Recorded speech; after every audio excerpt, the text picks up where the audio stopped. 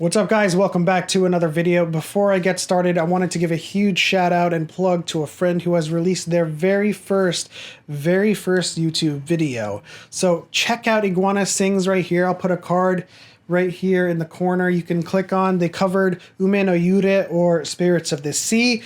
Give them a like, give them a subscribe, and come on back because we're going to be talking about Clone Wars Season 7 Episode 2.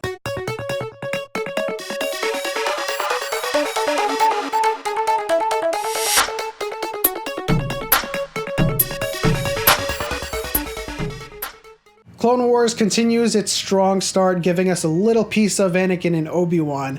Anakin is having this secret holo rendezvous with Padme, and it's at this point in the timeline that we know Anakin and Padme are secretly married. And Obi-Wan almost catches the two in the act, which gives us this classic Star Wars Obi-Wan Anakin dynamic we're all used to. It's great to see Obi-Wan again, even in such a small capacity. This will have to do until we get Pilgrim, or the Obi-Wan series on Disney+.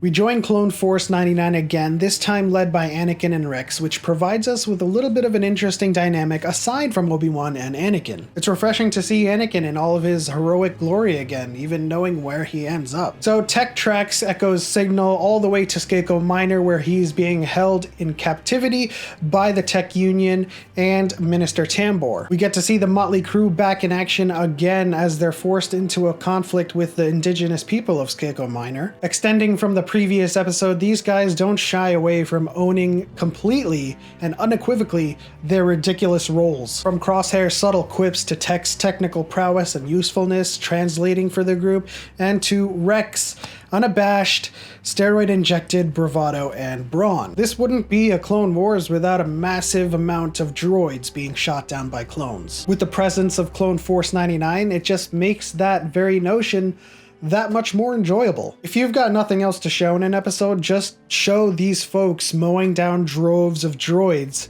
and it would still make for a strong episode. There was another interesting dynamic in this episode as well, this time between Anakin and Rex, as Anakin is forced to break up a spat between the boys, as I'll call them, and Captain Rex. This time Anakin has to talk Rex down from his surge of emotion, which seems kind of ironic coming from Anakin. Knowing we'll see a conflict between Anakin and Obi-Wan in the future over his own emotional breakdown over saving Padme drives the irony of this talk and conversation that much deeper. Watching this show now, given all of the information we know, is a bit strange, but it's also very interesting knowing, like literally knowing the outcome of the war, knowing that Anakin turns to Darth Vader, knowing Darth Maul's ascendance within Death Watch to his downfall to Obi-Wan on Tatooine thanks to Rebels. We're watching from a very different lens, a very different perspective, because, you know, this show was a very different beast when we didn't know anything about what was happening. We didn't know what happened to Maul when he first came back to life. We were like, oh,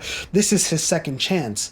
And then now we know who wins between Ahsoka and Maul. So we kind of have to take everything in as we see it as this season unfolds, and then we interpret it and digest it and kind of fit it in between the puzzle pieces that have already been laid out. But this was another great episode, and Clone Wars continues its strong start on Disney+. The story of Echo is also very interesting, given what we know about what transpires and what's to come in the future. And the story of Echo and Rex is interesting in that while we know what has transpired and what will come in the future, they're still finding ways to tell us stories that haven't been thoroughly explored in past mediums. We know everything from episode 1 to 3 to 4, 5, and 6, and then the sequels, and then we have Rebels, we have Resistance, we have the past Clone Wars, and now we have a new season within the Clone Wars that's still telling us tales we don't know about, and that's trying to fit within the narrative that has been set forth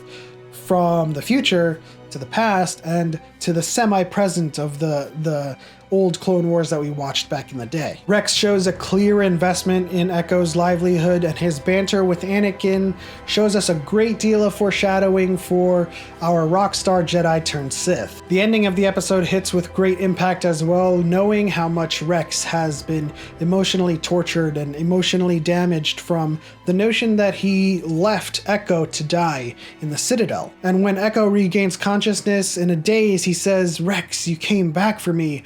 And when Rex affirms this, he says, "Yes, I did." I'm like, 50%, dude, that's kind of wrong, and 50%, oh, that's touching. But with Echo's story seemingly coming to a head, we can finally continue the narrative that was alluded to in the trailer. Ahsoka and Darth Maul. I'm sure this isn't the last time we'll see Clone Force 99 in the boys, but, you know, having Echo back, I'm assuming that that part of the story will continue to wind down slowly over the next few episodes, and going into the next episode, we'll probably get to see more Jedi Sith happenings with Obi-Wan and Anakin and possibly Darth Maul showing up. But in any case, that'll do it for my recap and review of Season 7, Episode 2, A Distant Echo. If you enjoyed this video, please leave a like and subscribe for more. Turn on notifications so you know when I post new videos, and I'll see you guys in the next one. And as always, may the Force be with you.